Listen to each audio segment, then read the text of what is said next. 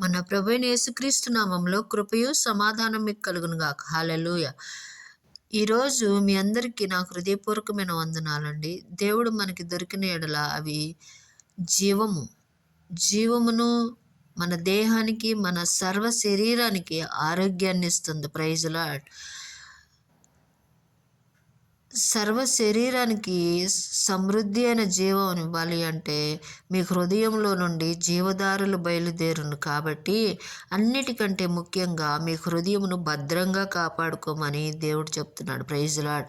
సామెతల గ్రంథము 4వ అధ్యాయము 22వ వచనము. దొరికిన వానికి అవి జీవమును వారి సర్వ శరీరమునకును ఆరోగ్యమునిచ్చును. అదే సామెతల గ్రంథం 4వ అధ్యాయము 23వ వచనంలో నీ హృదయంలో నుండి జీవదారులు బయలుదేరును. కాబట్టి అన్నిటికంటే ముఖ్యంగా నీ హృదయమును భద్రంగా కాపాడుకోమని ప్రభు చెప్తున్నాడు.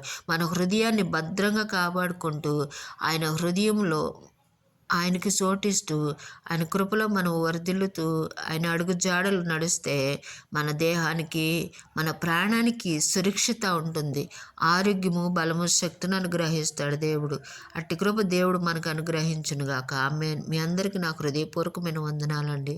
ఛానల్ని సబ్స్క్రైబ్ చేయండి. Praise Lord. హల్లెలూయా. షేర్ చేయండి. బెల్ సింబల్ని నొక్కండి. Praise Lord. హల్లెలూయా.